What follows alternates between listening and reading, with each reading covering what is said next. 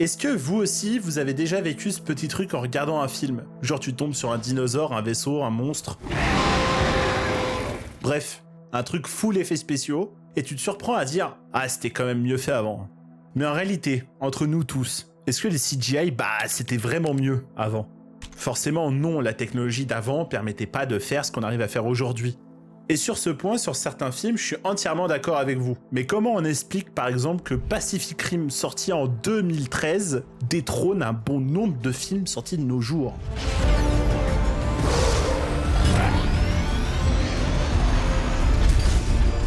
Essayons de voir le sujet sous un autre angle, plutôt. Est-ce qu'au final, c'était pas les CGI en eux-mêmes qui étaient meilleurs à l'époque, mais toutes les conditions autour? Donc aujourd'hui, ensemble, on va plutôt faire un grand tri. Qu'est-ce qui fait qu'un plan aujourd'hui fonctionne? Pourquoi certains vieux films tiennent encore super bien? Et à l'inverse, pourquoi des blockbusters ultra récents peuvent avoir ce côté plastique trop propre, presque jeu vidéo? On va parler de temps de prod, de lumière, d'intégration, de mise en scène, bref, des trucs qui n'ont absolument rien à voir avec mon PC, c'est le plus puissant de tous. Et à la fin, on est bien d'accord, ça sauvera peut-être pas des films, mais tu verras peut-être les mauvais CGI autrement. Et qui sait, tu seras peut-être un petit peu plus indulgent.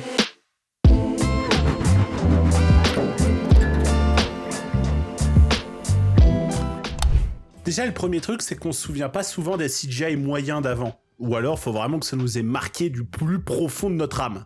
Non, on se souvient des meilleurs, des plans qui ont marqué, qui ont été polis, qui sont devenus des références. Alors attention, ici je dis pas que les effets spéciaux des années 90 sont mieux que ceux d'aujourd'hui. Je dis que pour leur époque, ils nous avaient marqués et ils nous marquent encore aujourd'hui.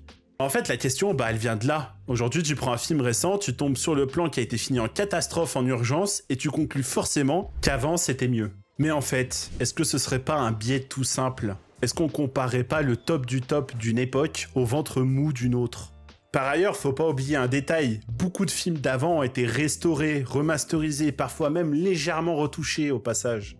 Et deuxième piège, aujourd'hui du numérique, il y en a partout, même quand tu crois regarder du réel.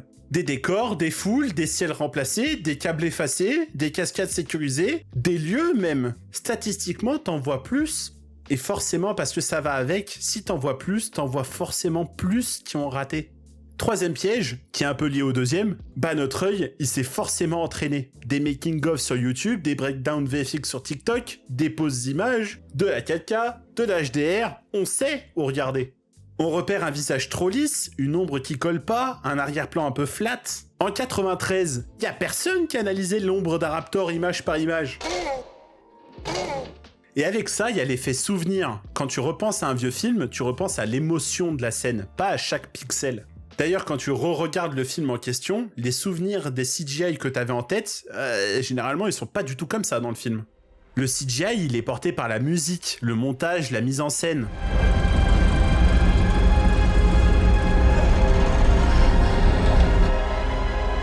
Et quand il y a un truc qui va pas, ton cerveau cherche une cause visible. Et à juste valeur, parfois, c'est les effets spéciaux. D'autres fois, c'est juste que ce qui devrait embellir les faits ne colle juste pas.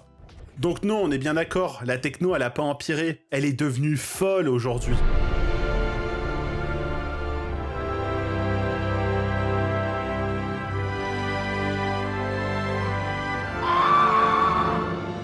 La question, c'est est-ce qu'on la laisse briller ou est-ce qu'on la force à courir?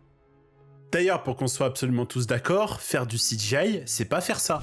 Ok, alors...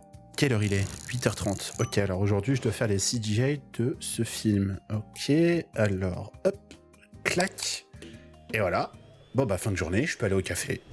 Non, on est bien d'accord, c'est pas juste un bouton. C'est du temps, de l'argent, certes, mais aujourd'hui, le temps dans ce domaine, c'est la ressource la plus rare. Un plan VFX passe par plein d'étapes. La modélisation, l'animation, la simulation, les textures, l'éclairage, le rendu, le composting... Il y en a tout un tas, mais surtout les corrections. Un seul plan peut avoir des dizaines d'itérations, et chaque itération, tu le payes forcément en argent, mais surtout en temps, en heures humaines. Sauf qu'en face, les films modernes ont explosé en nombre de plans truqués. Là où un film avant pouvait avoir une centaine de shots VFX, certains blockbusters aujourd'hui en demandent des milliers, si c'est pas la totalité des frames du film. Et c'est pas juste un fond vert, hein. C'est des scènes entières reconstruites, des environnements complets, des personnages numériques qui parlent, qui courent, qui se battent, qui interagissent avec d'autres acteurs. C'est complètement ouf.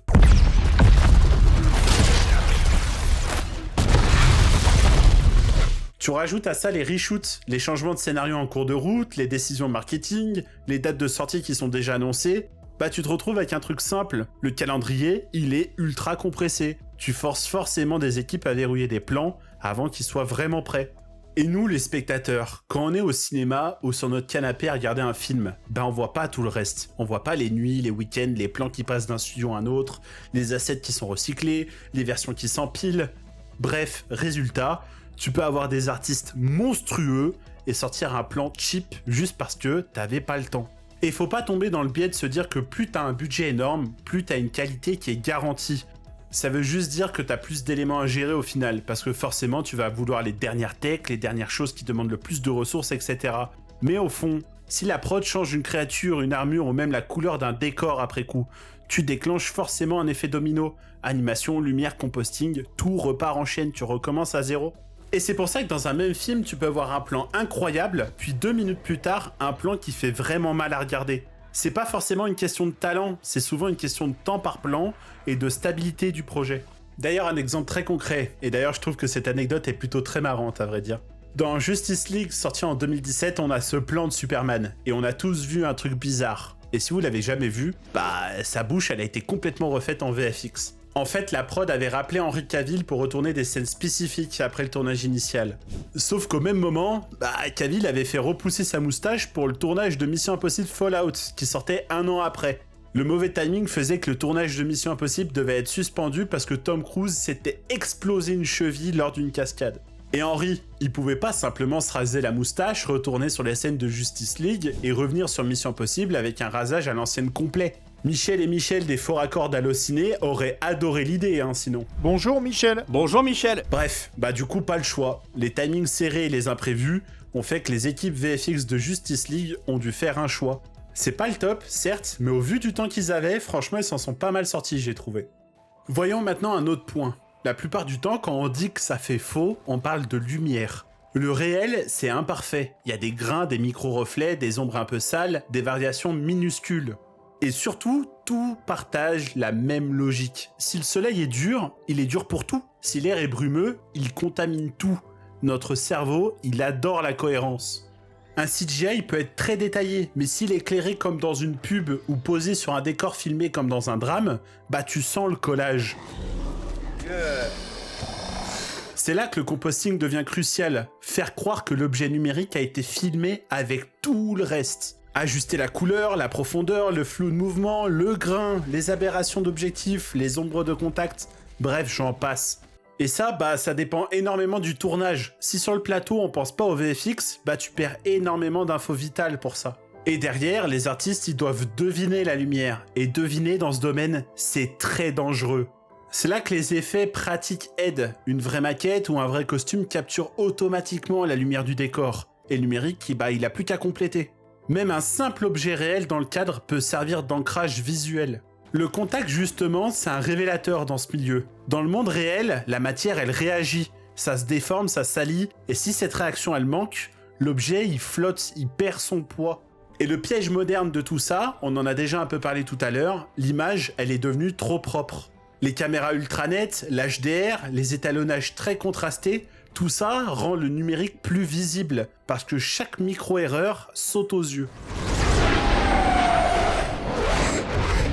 C'est aussi pour ça que certains vieux films tiennent encore. Le grain, les limitations, l'image photochimique mélangent naturellement les couches.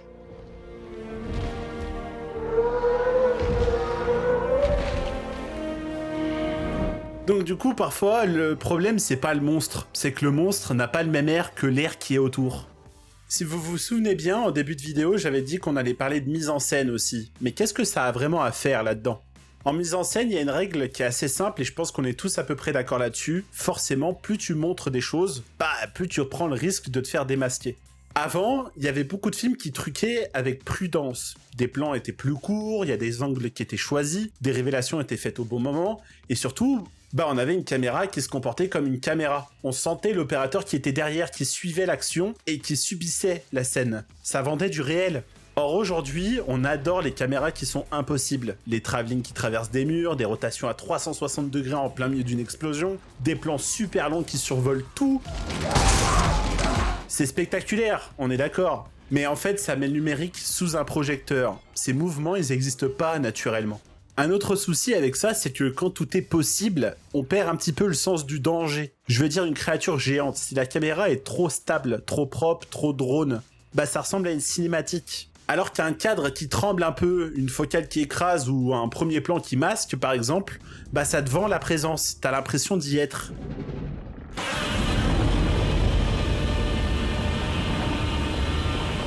D'ailleurs, maintenant qu'on parle de mise en scène, il y a un détail qui change tout. Et c'est peut-être aussi une des raisons pour laquelle Pacific Rim, qui date de bientôt 13 ans, détrône des films encore aujourd'hui.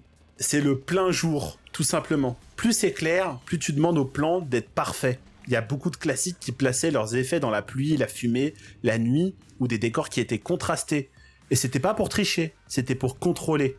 On reprend Pacific Rim par exemple, il n'y a pas beaucoup de moments où c'est très lumineux dans le film, et la plupart du temps c'est quand c'est sombre que c'est vraiment hyper propre.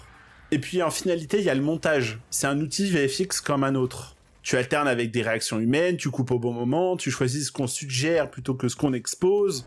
Dodge this. Le meilleur CGI du monde, il peut paraître nul si la mise en scène le trahit. Et inversement, un CGI imparfait peut passer crème si le film sait comment le filmer. Mais qu'est-ce qui fait que d'anciens films encore plus anciens restent encore aujourd'hui très bons, voire incroyables? Pourtant, à cette époque, ils avaient pas de baguette magique. Enfin, je veux dire, ils avaient des contraintes comme aujourd'hui, voire même de plus grandes contraintes avec les gaps technologiques qu'on avait, etc. Mais est-ce qu'ils avaient pas transformé tout ça en force, justement ?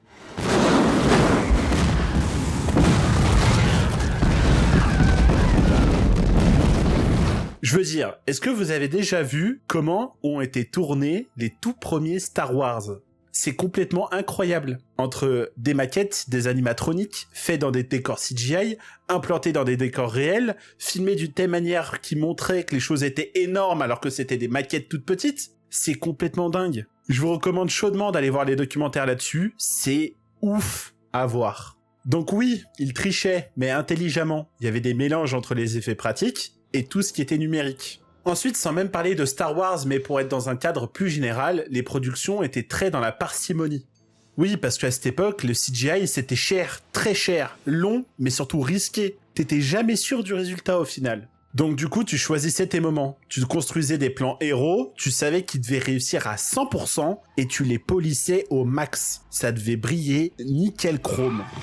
Hé Doc, reculez un peu, la route est trop courte pour atteindre 88 miles à l'heure. La route? Là où on va, on n'a pas besoin de route.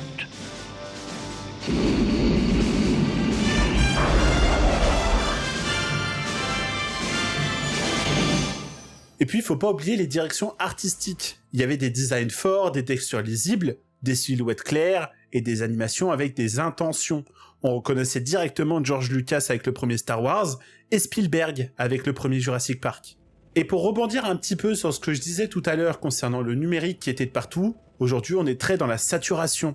On voit des images impossibles tous les jours, dans des pubs, dans des jeux, dans des séries. Pour surprendre, les films montent le curseur, et parfois trop. Alors que paradoxalement, la retenue, elle paraît plus vraie. Quand tu limites la durée d'un plan et que tu choisis ton angle, tu laisses ton imagination combler le reste forcément, et c'est ultra puissant. La majorité des films récents qui cartonnent visuellement d'ailleurs appliquent souvent la même recette, moins de shots, mieux choisis, avec plus de temps et plus de cohérence. Et surtout, un vrai dialogue entre la mise en scène et toutes les équipes VFX. Donc ouais, on peut dire que certains films d'avant tiennent, mais c'est pas parce que le numérique était meilleur, c'est parce que les décisions autour de tout ça étaient plus disciplinées, on travaillait autrement. Bon, dans cette vidéo, j'ai voulu surtout m'attarder sur l'aspect technique et très humain. On n'a pas parlé de l'aspect financier par exemple, Mais vous savez très bien que tout ça, ça demande énormément d'argent. Donc forcément, les plus grosses productions pourront se payer les plus grosses technologies, là où les plus petites vont devoir faire avec ce qu'elles ont. Alors en conclusion, et je pense qu'on sera tous à peu près de ce même avis logique, les CGI, est-ce que c'était mieux avant? Bah non, pas au sens technologique, on est tous d'accord.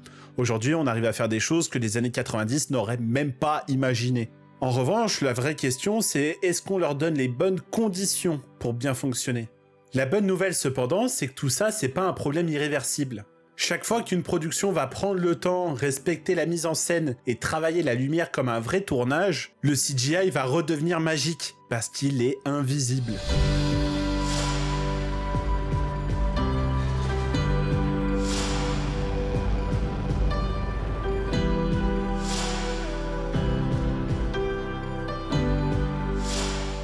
Pour terminer cette vidéo, j'aimerais bien vous partager une métaphore que j'aime bien donner quand je parle de ce sujet. Avant, on utilisait souvent le CGI comme une épice. Quelque chose qui était là pour servir à relever le film, qui le complétait, lui donnait un tout. Or aujourd'hui, est-ce qu'on le traiterait pas trop parfois comme le plat entier ?